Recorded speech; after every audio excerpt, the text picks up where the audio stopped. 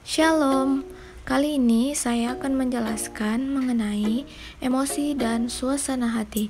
Sebelumnya saya akan perkenalkan diri saya, yaitu nama saya Michelle M. Posuma dengan NIM 160611020101 dan dosen pengajar dalam mata kuliah ini yaitu Dr. Grace Mika Sendo SE MAB.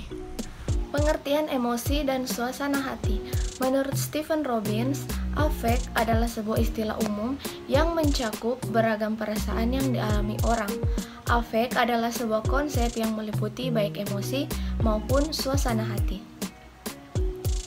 Emosi atau emotion adalah perasaan-perasaan intens yang ditunjukkan kepada seseorang atau sesuatu.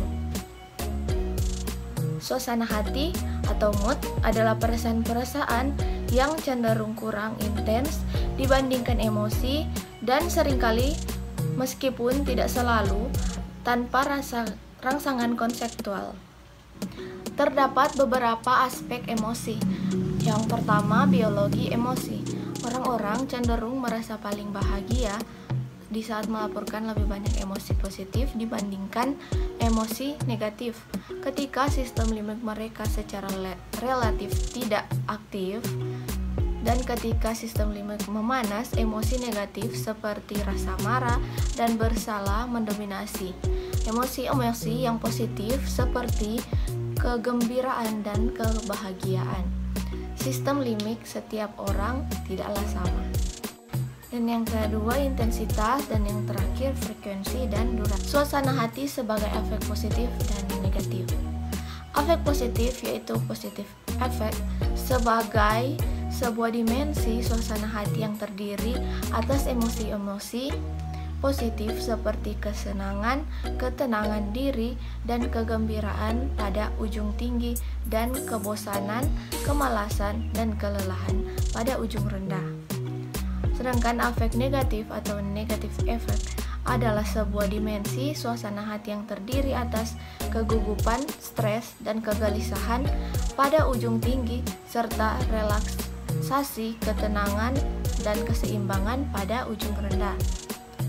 Afek positif dan negatif adalah suasana hati. Sumber-sumber emosi dan suasana hati berasal dari kepribadian, hari dalam seminggu, dan waktu. Dalam sehari, cuaca, stres, aktivitas sosial, tidur, olahraga, usia, dan gender. Berikut ini mengenai kecerdasan emosional. Kecerdasan emosional adalah kemampuan seseorang untuk mendeteksi serta mengelola petunjuk-petunjuk dan informasi emosional. Kecerdasan emosional terdiri atas 5 dimensi. Yang pertama, kesadaran diri, sadar atas apa yang dirasakan. Yang kedua, manajemen diri, yaitu kemampuan mengelola emosi dan dorongan-dorongan diri sendiri.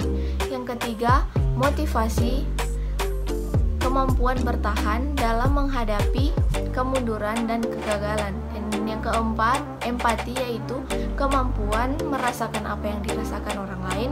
Dan yang kelima, yaitu keterampilan sosial, yaitu kemampuan menangani emosi-emosi orang lain.